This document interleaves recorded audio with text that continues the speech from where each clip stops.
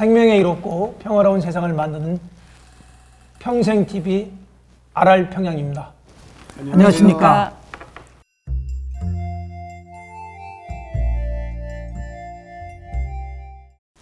지난 시간까지 3회에 걸쳐서 북한의 땅 이야기를 나눴습니다.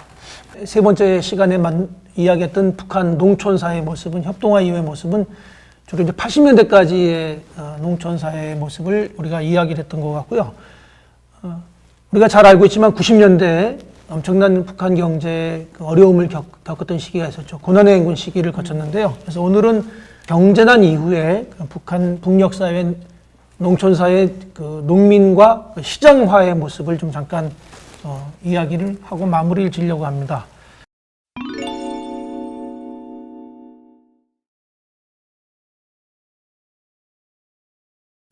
북한의 그 사회 변화에서 90년대가 이제 거의 기점으로 될 수 있을 정도로 당시의 상황이 굉장히 엄혹했습니다. 고난의 행군이라고 이제 북녘 사람들이 표현을 했고요. 이제 보통은 이제 경제난이라고 90년대 경제난이라고 이야기하는데 특히 94년, 95년, 96년 3년간에 걸쳐서 큰 물과 이제 자연재해 피해가 이제 엄청났고요. 그래서 그런 것들로 해서 농민들의 생활도 정말 힘들었습니다. 그래서 배급이 완전히 중단됐고 굶어 죽는 사람, 질병에 걸려서 죽는 사람, 아사자, 그 다음에 이제 병사자가 계속 늘어났고 그런 환경에서도 이제 또 북녘의 농민들은 땅을 이제 끝까지 지키기는 했습니다. 그래서 일부 이제 농촌을 떠나서 도시로 나가는 사람들도 있기는 했지만 시장이 형성되면서 시장에 맞게 농민들의 생활도 많이 변화가 됩니다.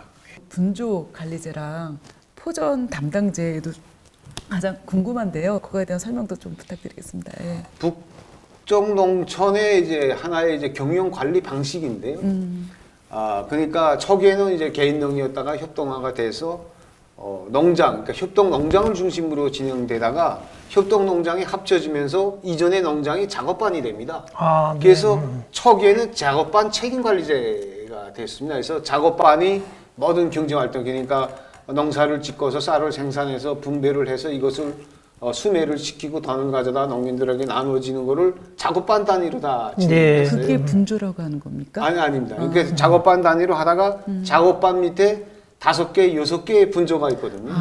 근데 이게 점점 관리 단위가 축소가 되지 않습니까? 이게 축소되는 게 뭐냐면 그러니까 농업 생산에 대한 농민들의 책임성 문제가 자꾸 제기됩니다. 그래서 살면서 이제 점점 농업 생산에 대한 농민들의 책임성이 조금씩 떨어진다. 그래서 내 것을 만드는 심정으로 해야 더 잘할 수 있다고 이제 하는 의견들이 많이 정책에 반영되면서 이제 분조관리제가 진행이 됩니다. 그래서 분조관리제도 2번에 걸쳐서 변화가 진행되는데 첫 번째는 그냥 분조관리제였다가 두 번째는 축소된 분조관리제가 됩니다. 그러니까 가족 단위로 분조를 만들어서 내가 농사를 질 수 있게 하자. 이렇게 이제 진행됐고요. 그럼 이제 포전 담당제는 뭐냐면 땅을 내가 맡아요.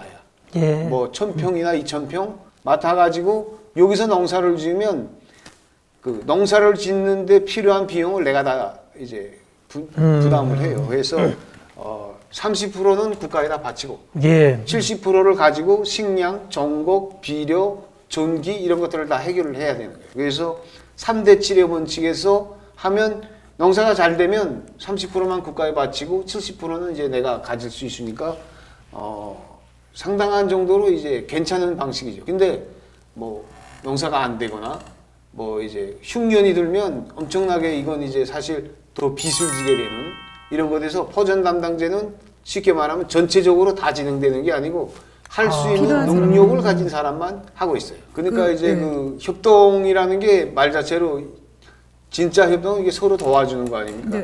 이제 물론 포전 담당제를 해도 서로 돕기는 해요. 그러나 이제 관리 자체는 내가 담당해서 한다. 그러니까 1000평이면 1000평에서 나는 농작물에 대해서는 내가 책임을 지는 거예요.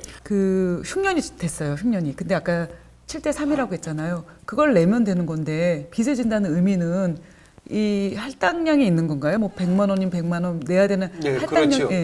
그렇죠. 뭐냐면 이제 전체적으로 이 농장에서 100을 생산해야 되는데 그 땅값이나 국가에 바치게 된 계획분으로 30%는 무조건 가져갑니다. 그러니까 100을 내야 되는데 이제 흉년이 들어서 50이 되잖아요. 반으로 그래도 줄어들면 30을 내야 된다. 그래도 30은 내야 돼요. 그럼 20밖에 안 남기 때문에 그 이제 다음에 농사 준비하고 식량 정급 제하면 이제 먹을 게 없으니까 남의 거 구워 먹을 수밖에 없는 거죠. 그러니까 남의 거 구워 먹으면 그게 빚이 되잖아요.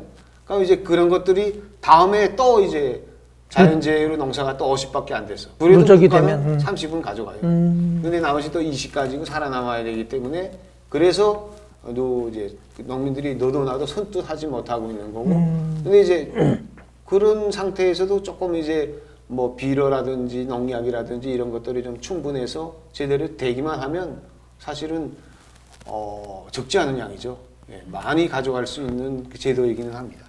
지금은 좀 경제적으로 조금 회복이 됐다고 우리가 알고 있는데요. 고난행군 이후에 이런 그 경제난을 극복할 수 있는 어떤 방식, 어떤 수단, 뭐 이런 것들은 어떻게 좀 대응이 됐다고 보십니까? 그때 당시에 경제난과 농민들의 일상 변화를 이제 사진을 통해서 이제 이야기를 할 수 있는데요. 지금 보시는 사진이 농민 시장이고 시장에 나가는 농민들의 모습입니다. 그래서 두 가지로 이야기할 수 있는데 첫째는 이제 공동 작업에 조금 적게 참가하면서 산에 올라가서 이제 토지도 개간하고 땅도 개간하고 그다음에 이제 매 농민들이 집에 한 30평 내지 40평 정도 경사도에 따라서 좀 많이 주기도 하고 적게 주기도 하는데 30평에서 40평 정도의 텃밭이 있어요. 이 텃밭에다 마늘 심고 뭐 담배 심고 옥수수 심고 해서 감자 이런 거 심어가지고 그래서 이제 그 시장에서 보시는 것처럼 나가서 생거 그대로 팔기도 하고 옥수수 같은 건 삶아서 팔기도 가공해서 하고 네, 그다음에 집에서 돼지 기르고 오리 기르고 닭 기르고 해서 알이라든가 이런 것들을 이제 시장에 내가서 시장을 통해서 이제 생존을 하면서 이제 이런 경제난을 극복하게 되는 거예요. 근데 이전에는 국가에다가 바칠 때 국정 가격으로 바치고 그다음에 그 가격이 얼마인지 몰랐지만 이제는 장마당에서 가격 돌아가는 형편을 다 알잖아요. 그러니까 이제 내가 이번에는 마늘을 뭐 얼마나 뭐 100kg면 100kg 가지고 있다가 이걸 어느 때에 맞춰서 팔면 좋은 가격을 받을 수 있다는 걸 이제 농민들이 알기 시작하니까 시장에 적응하기 시작하는 거죠. 그래서 시장에 적응을 하면서 이제 여러 가지 방법, 그러니까 축산을 잘하는 사람은 축산으로, 뭐 힘이 강한 사람은 뭐 텃밭 농사 뭐 이런 거 하고 그 다음에 이제 공동 작업에서 일정한 수입이 들어오고 그다음에 이제 개인들은 또 살기 위해서 온 집안이 다 이제 똘똘 뭉쳐가지고 극복을 했다고 말할 수가 있습니다. 현재는 그 장마당에 예전에 그 장마당이 지금 종합 장마당으로 이제 발전이 됐지 않습니까? 근데 이전에 그 11장이 있었다고 하는데 그건 어떤 모습이었을까요? 10일에 한 번씩 열리는데 국가적인 공급과 배급이라는 이런 시스템이 작동하는 사회주의 사회에서는 있을 수 없는 일인데 사실 도시와 농촌에서 도시보다 농촌 주민들의 생활 수준이 낮습니다. 그래서 일정 정도의 부업을 하고 이걸 가지고 물물 교환의 형태로 농민들이 생활 수준을 올리기 위해서 김일성 주석이 이제 봉건 시대로부터 사회주의로 가는 이 과정에 이제 과도기 시기를 결정하고 이 과도기 시기에는 그 11장이 필요하다. 그래서 농민들이 텃밭에서 개인적으로 자기가 생산한 거, 개인적으로 가축을 기르는 걸 가지고 나가서 뭐 이제 그 생활용품이나 이런 것들하고 이제 교환해서 사용할 수 있는 그런 이제 공간이 필요하다고 해서 11장을 만들었고요. 이게 그 사실 이 11장이 경제난 이후에는 이제 종합시장으로 이제 바뀌게 되는 거죠. 그때 11장 나가면 굉장했어요. 막 사방에서 이제 닭이 꼬꼬대거리고 돼지가 꿀꿀거리고 농산물이 굉장히 많이 나왔거든요. 그 경제난 이후에 그 농민 생활에 가장 그 사실은 좀 힘들었던 그런 부분이 좀 있었다면 어떤 지점일까요? 이게 그 유통 인프라하고도 많이 관계되는 문제인데요. 내 것인데 내 것이 아닌. 그러니까 이제 내가 생산한 농산물인데 그쵸? 마지막에 시장에서 이제 거래되는 가격에 비해서 농민이 가지는 가격이 상당히 이제 적은 거예요. 그래서 중간 상인들이 이제 농촌에 가서 물건을 이제 싼 값에 받아다가 시장에 나가서 비싼 값에 파는 이런 것들이 이제 생겨나면서 사실 그 도시에서 시장 주변에서 사는 주민들보다 농민의 부가 생각보다 그렇게 많이 축적이 안 되는 생활 수준이 올라가기는 하지만 이제 축적이 잘 안 되는 이런 것들에 대해서 사실 농민들이 제일 힘들어하고 있고 지금도 힘들어하고 있습니다. 유통이라고 하면 자본주의적 방식이잖아요. 그래서 그렇죠. 북녘 사회도 이제 이런 그 아까 말씀하신 유통을 하는 중간 상인들도 막 생겨나고 이랬다는 얘기인데 우리가 알고 있는 것과 좀 생소하게 느껴지는 낯선 부분인 것 같습니다. 경제난이 오게 된 중요한 이유가 사실 연이어 겹쳐진 자연재해라고 이제 우리가 알고 있는데요. 거의 결정적인 이유였을까요? 결정적인 이유라고 말하기는 조금 그렇습니다. 왜냐하면 이제 제도적인 문제도 있고요. 근데 인프라의 뭐 철도라든가 도로 이런 문제도 좀 있는데 자연재해만 원인은 있지 않은데 당시에 3년 동안 연속 태풍이 오고 그랬습니다. 그러니까 북쪽의 경제가 거의 한 30-40%가 이제 농업이고 농업이 파괴되면서 사실 그 수입보다는 이제 자체로 다 식량을 의존하는데 이제 식량 공급 자체가 이제 많이 줄어들면서 힘들어졌거든요. 그러니까 복합적으로 작용했는데 그 중에서도 자연재해가 미친 영향이 컸다 이렇게 이제 말할 수가 있겠습니다. 지금 말씀해 주신 것을 따르면 사실은 북녘 사회의 그 경제가 대외 경제와의 어떤 단절 혹은 뭐 경제 제재 이런 거하고도 좀 굉장히 밀접한 연관이 있다고 좀 보여지는데요. 아주 최근 얘기를 좀 한번 질문 드리고 싶은데 코로나19 현재 이루어지고 있는 지속적인 경제 제재 이런 것으로 인해서 회복이 좀 더뎌지고 있는 이런 현상에 대해서 어떻습니까? 국제사회 제재가 북한의 이제 식량난에 실질적으로 이제 문제가 되고 있거든요. 그러니까 농사를 지으려고 하면 비료나 농약 이런 것들이 필요한데 그다음에 이제 농기계. 근데 이런 문제들이 사실 국제사회 제재 품목에 들어가 있는 것들이 있고요.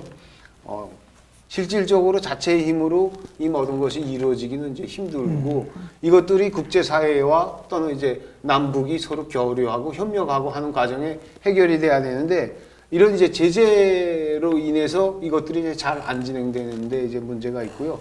특히 이제 최근에 와서 코로나19가 이제 작년부터 이제 뭐 전 세계를 덮치면서 코로나19 봉쇄를 북쪽이 좀 철저히 했습니다. 네, 그렇죠. 그래서 국경을 완전히 봉쇄하고 개인들이 이제 조금씩 밀수하고 이것들까지 다 차단이 되다 보니까 농민들의 생활이 좀 더 어려워졌습니다. 이제 뭐 식량이 없어서 이제 출근하지 못하는 농민들도 있다고 하고요. 그러니까 여러 가지 상황들이 실질적으로 북한의 그 최근 농업 생산과 농민들이 생활에 상당한 이제 지장을 많이 주고 있다고 이야기할 수가 있습니다. 북측은 그 지역 간 개인 여행이 금지돼 있다. 진짠가요? 거짓말입니다. 그 지역 간 이동이 금지된다는 건 사실 말이 안 되죠. 그러니까 어느 그 지역에 자기 부모님이 살 수도 있고 지역 간의 이동이 보장이 돼야 이제 서로 뭐 결혼이나 이런 것들을 이제 왔다 갔다 할 수가 있고요. 지역 간의 이동이 금지된 게 아니라 일부 지역이 제한이 되어 있고 평양이라든가 이제 그 남북한 이제 군사 분계선 사이에 군사 기지라든가 그다음에 이제 국경연선의 중요 기지들 이런데 이제 일반인들이 출입이 완전히 금지된 게 아니고 제한이 되어 있습니다. 그래서 이제 이전에는 이제 여행증명서라는 게 있어가지고 여행증명서를 신청을 하면 이제 그 여행증명서가 이제 나오면 그거 가지고 여행이 가능합니다.